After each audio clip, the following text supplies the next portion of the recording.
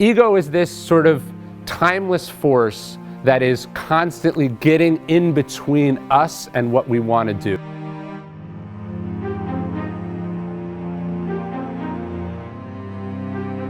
Of course, there are going to be moments of failure. We're going to have success and there's going to be setbacks. Maybe setbacks inflicted by our own ego. Maybe totally unfair setbacks, right? That's the reality. Life kicks our ass. It just does, right?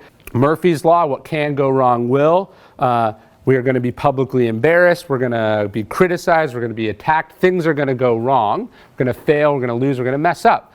Now, here's where ego is really toxic, right? Because if your ego was there on the way up, whispering in your ear that you're special, that you're better than everyone else, that you winning a lot says that you're a great human being, or that having a lot of money makes you the best person around. Well, now what happens if those things are taken away, right?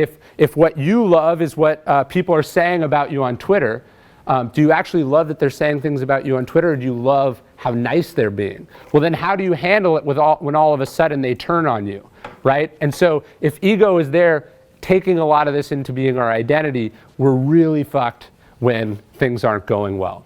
This is Ben Horowitz. He's one of the most successful investors of all time. Airbnb, Dropbox, Uber, billions of dollars in investments. He says, the hard thing isn't setting a big goal. The hard thing is what you do when you start to fail, when you start to experience difficulty, when the dream turns into a nightmare. And that is going to happen in life. We are going to have setbacks. We're going to get hurt. We're going to get benched. We're going to get criticized. We're going to drop a pass, right? Things are going to happen.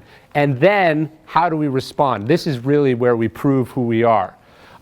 You got to be tough. You got to stick with it, of course. You got to have determination and grit. And it's also important to remember that for the most part, these are very first world problems, right? We are I think what we want to do is practice gratitude. Ego is always about how can I have more? How can I be better than everyone else? But what humility and confidence can focus on is what we're grateful for, that we're born right now, that we live in this country, right? That we live in a time of peace, that we've been given all the gifts that we've been given. We can focus on what we're grateful for rather than on what we've been deprived of in this very moment.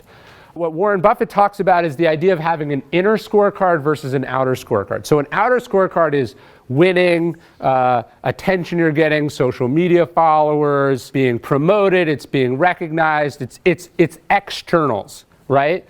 But an inner scorecard is a sense of, are you getting better? Are you putting in the work? Are you proud of what you're actually doing? Is this something that's in your control, or is this something outside of your control?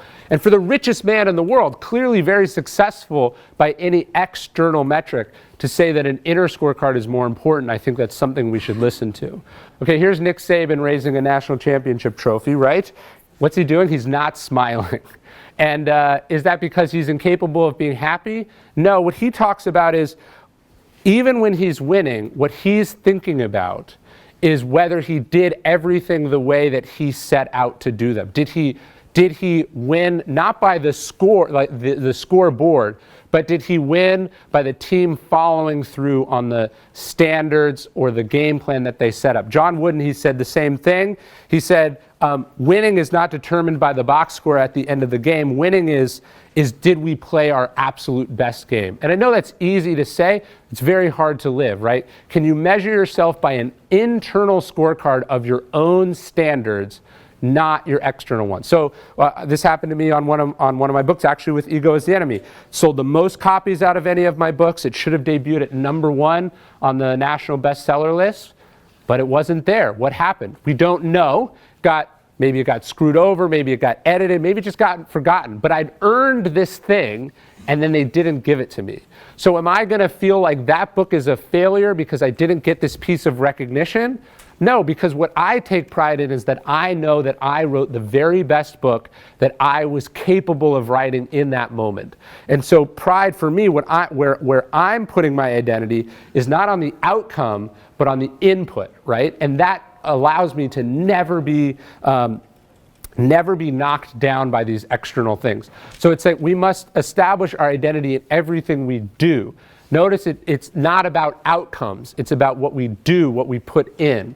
And so if you can take satisfaction in that, it not only insulates you from bad times, but it prevents you from being puffed up by your success. So what if you do everything wrong and you still win? Is that really a success? I would argue no. Marcus Aurelius would say what we want to do is accept success without arrogance and to let failure go with indifference, right? We want to let things go, and then whether people are saying we're fucking amazing or whether people are saying that we're trash, right? Because they don't know. What matters is what we know. What matters is the standards that we set for ourselves in what we're doing. Thanks for watching. Please click subscribe below for more content from us at Daily Stoic.